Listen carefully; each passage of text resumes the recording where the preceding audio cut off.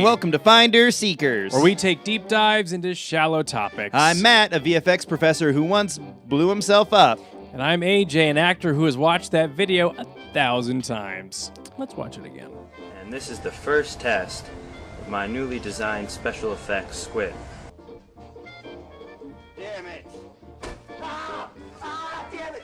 It burns! Now, why are we showing this video, other than to open up emotional and physical wounds I suffered? That's a good question. Let's watch it again. Damn it! It burns! What do you think? Yeah, let's watch it again. Damn it! It burns!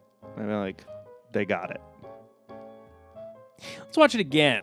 Damn it! It burns! Here, we have a person trying to do some good, fucking up, and then ending in a very dangerous situation, aka the plot of every disaster movie. Disaster movies like San Andreas, The Poseidon Adventure, or Volcano all follow a similar formula.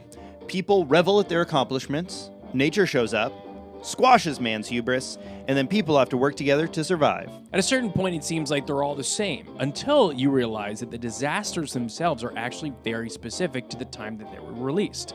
So much so, they actually represent major shifts in how humans understand the world. Once more, these movies appear incredibly fast after the science is discovered. They usually predate documentaries, books, TV shows, and other forms of artistic expression about the subjects. Our first example actually needs a bit of a trigger warning. Warning, we are about to talk about global warming and movies that are as scientifically accurate as this reverse centaur.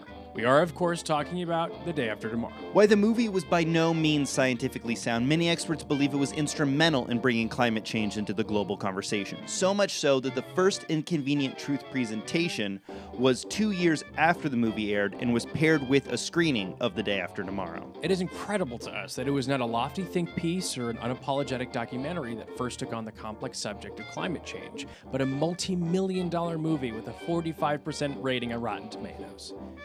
And wolves. Why? Why wolves? To further prove our point, we'll move on to one of the most famous disaster movies of all time. Battlefield Earth. Not that kind of a disaster. I'm, of course, talking about the 1974 film, The Towering Inferno. Faulty wiring leads a group of people to be trapped inside of a building on fire. Plus, O.J. Simpson gets confused by a lot of buttons. No surprise, it was a big hit. Ended up winning 3 Oscars and a Best Picture nomination. And what happened at almost exactly the same time? The discovery that the ozone layer was depleting. In 1974, the same year as The Towering Inferno, Frank Sherwood Rowland, chemistry professor at the University of California at Irvine, and his postdoctoral associate, Mario J. Molina, debuted the Rowland-Molina hypothesis, which essentially said that aerosols and halocarbons like solvents and pesticides caused chlorine to release in the atmosphere, which significantly damaged the ozone layer. What are the effects of a damaged ozone layer? A dramatic increase in UV rays, aka sunburns! Matt, what did we talk about being alarmist? Leave it to everyone else. Exactly. Okay, so a severe decrease in ozone would have led to a significant increase in skin cancer, sunburns, and crop production.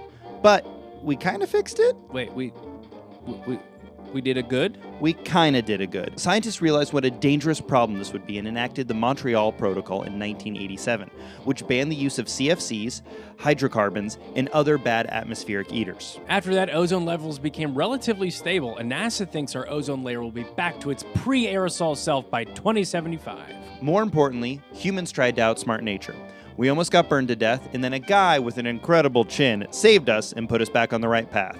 Towering Inferno. Next up, we have 2 films about what happens when you underestimate The Rock. Armageddon and Deep Impact. One about a group of unqualified oil drillers that successfully stop a giant asteroid from hitting the Earth. The other about a group of very qualified astronauts that unsuccessfully stop a giant asteroid from hitting Earth. Both came out in 1998, shortly after the discovery of the Chicxulub crater off the coast of the Yucatan Peninsula. This is the most likely impact site of the asteroid that killed the dinosaurs. Scientists had always theorized what caused the mass extinction that wiped out 75% of all species 66 million years ago. Asteroid, volcano, the predator, but this crater proved it. big-ass space rock. It's no coincidence that these movies debuted shortly after this discovery, and it's definitely not a coincidence that Armageddon was about oil drillers, and the Chicxulub crater was accidentally discovered by Antonio Camargo and Glenn Penfield, two geophysicists who were on a petroleum mission for the Mexican oil company Petróleos Mexicanos. In all these very complex situations, it was disaster movies that went first through the artistic breach, immortalizing them in their own medium before anyone else could. It's almost as if these movies embody our fight-or-flight adrenal response to threats. Will we fight this new challenge, like Armageddon or the Towering Inferno, or fly from it, like the Poseidon Adventure or the Day After Tomorrow? Well, that's all the time we have for this episode. If you enjoyed it, please like and subscribe. Or comment down below with your favorite existentially impending doom. Until next time, I'm Matt. And I'm AJ, and this is Finder Seekers.